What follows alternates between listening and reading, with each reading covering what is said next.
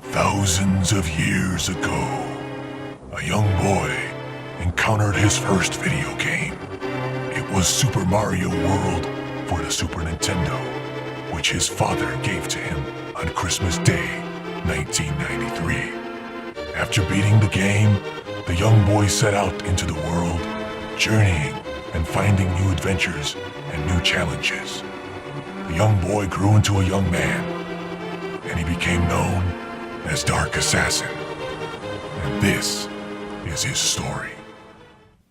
Hey there, welcome to another episode of Great Men Taking Over the World. This is Dark Assassin. I'm here to do my very first video game I ever owned and beat it in my introduction to video games in general, Super Mario World for the Super Nintendo.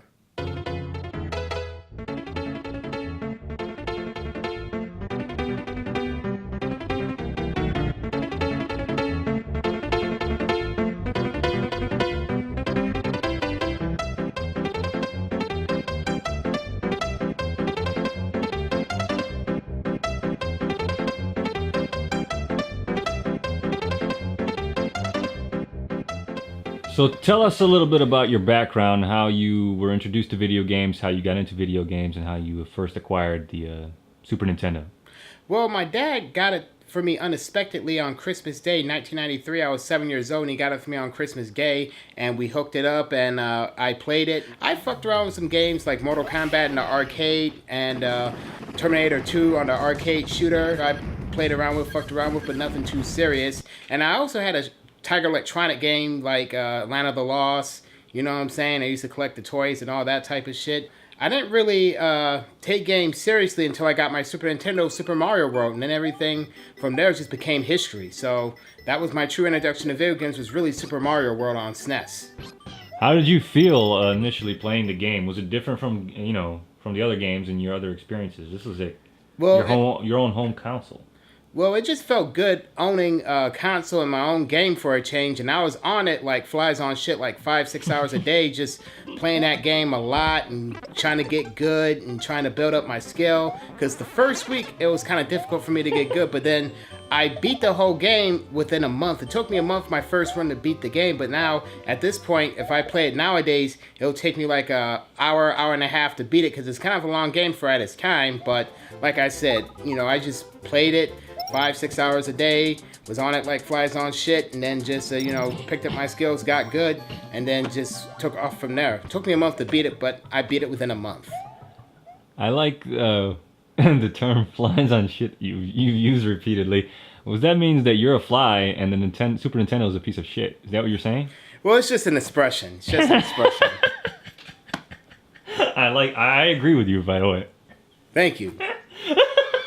I think the Super Nintendo is a great, amazing system. It's far better than the Sega Genesis as far as the quality of the system. Because the Sega Genesis, it used to jam up a lot and had a hard time starting up. Sega Genesis is the best system ever made. Shut up, you fucking bitch! Shut the fuck up, faggot. You shut up, bitch! Shut up, douchebag. Shut up! You shut up, you slick back-haired looking motherfucker! Shut up! Shut up! Okay, that's enough. Look, let's just call it a truce and say both systems had their advantages and disadvantages. Yeah. No system is perfect. I think those two systems are some of the best classic systems of all time. Exactly. There's millions of people that could be watching this, and they would get really offended if you dissed either one of them. So let's just call it a truce and call both systems great. Okay. All right, great. One memory about Super Mario World that I love to think about and mention is on Saturday mornings I used to eat Applejack cereal and watch Saturday morning cartoons such as Spider-Man and X-Men cartoons back in 1994 on Fox Kids, and used to jump on Mario World afterwards and beat the Forest of Illusion, Chocolate Land, and the Sunken Ship before the Valley of Bowser, and beat the Valley of Bowser and beat the game from there. I used to start the game over again and beat all the stages and boss battles in the whole game over and over again. My first full year of gaming. So your dad bought you this, so he must have been pretty supportive of your video game hobby. Yeah, no, because he bought it, just since I was little and for like a little entertainment, system to, play and keep me busy. But then come to find out I was on it too much, and so he was a little bit against it later on because it interfered with my studies. So that's when he got against it, once it interfered with my studies, and I didn't really get out the house much.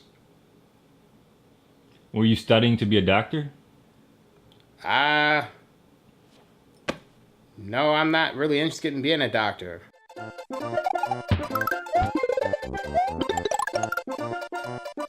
Gameplay mechanics is just, running, jumping, grabbing things, throwing it at them, kicking it towards them, the power-ups. The feather makes you into Super Mario, the flower gives you firepower, and then the mushroom gives you like a little extended life. 1-up mushroom gives you an extra life, and then the 3-up moon gives you 3 extra lives.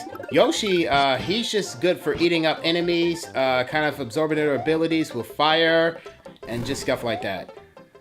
I would say my favorite worlds would be the Forest of Illusion, Yoshi's Island, Valley of Bowser, the Vanilla Dome, and Chocolate Land was pretty good. Chocolate Land. That's fucking sweet. Makes me think of The Simpsons. Is there a Marshmallow Land? No, but there is a Chocolate Land on World 6, best to my knowledge, right before the Valley of Bowser. Did it ever make you hungry for chocolate? I think it made everyone hungry for chocolate, just being a kid and all, you know what I'm saying? So, Did you ever eat chocolate while you were playing Chocolate Land? maybe a Hershey's or a Snickers, or even a Butterfinger. My favorite levels would be like the city stages, the forest stages, a lot of the cloud stages, obstacle stages, the water swimming stages, the castle stages, fortress stages, and the haunted house stages. Tell us about the butter bridge and the cheese bridge. Well, the cheese bridge is like the main part of the bridge, but the butter bridge is extra credit for the Vanilla Dome secret once you get the keys, and then you get the shortcut to Scar Road. But Scar Road is a shortcut for you to beat the whole game, since the game's kind of at its long for at its time. My least favorite stages, even though I said the cave stages, but some of the cave stages is my least favorite. Like, the least favorite cave stage would be the one on Donut Land on the second world would be my least favorite, that cave stage, and then the one with Castle 6 with Wendy O. Koopa. Best enemies? Well, I like the Charge and Chuck enemies. I like the Koopa Troopers, the Goombas, Magic Koopa, and I also like the Toy Bowsers as well. This look pretty cool as well. And I also like the Wiggler, because when you hit him, he'll get mad and chase you, which I thought was kind of funny. And I also like the big baboons as well. I like the Thwomp as well, the giant Thwomp, because he looks really angry and pissed off. It's just funny when he tries to crush you and shit, along with the little Thwomps as well. The Wimps, to be exact. But yeah, my favorite music would be like the forest gauges, because it's kind of happy and stuff like that, and it sounds really joyful and puts you in a good mood and stuff like that. So I'll probably go with the basic forest gauge, basically, or like the first level, second level music.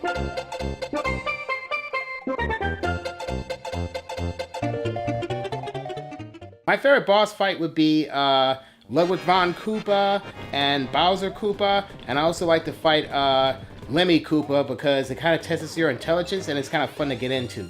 And then Ludwig von was like the most different Koopa Kid fight out of all the 7, out of Lemmy, Larry, Wendy-O, Ludwig van, Iggy, and Morton and Roy Koopa. Out of like the 7 Koopa Kids, I think I counted best to my knowledge.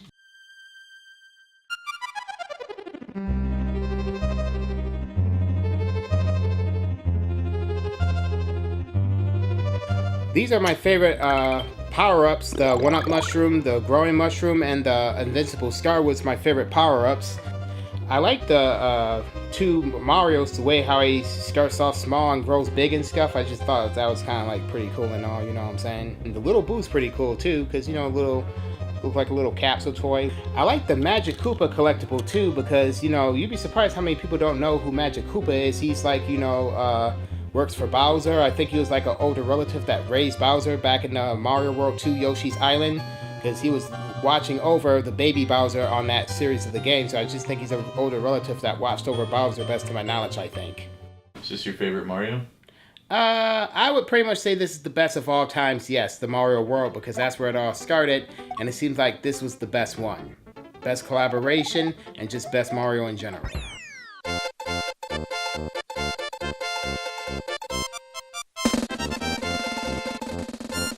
All right, so would you enthusiastically recommend this game to today's generation of game players? Of course, why not? It's a fucking iconic game. Yeah, why not? Absolutely. And what rating would you give to the game again? I'll probably give it a good 8 out of 10. 8 out of 10. Excellent. Thank you for joining me on this episode where I talk about the very first game I ever owned and beat it, my introduction to video games in general. Until next time, one love.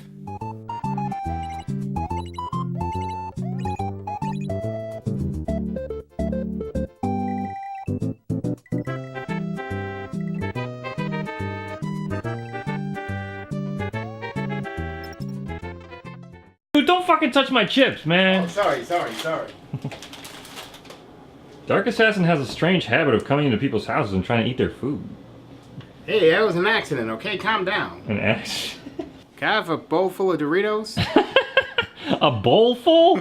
That's massive. He's not like, can I have a few chips? Can I have a bowl full? You want a whole bowl of Doritos? I was just asking. If I'm bothering you, I'll leave you alone, though. I'm sorry to bother. I'm gonna go walk away now. What are you talking about?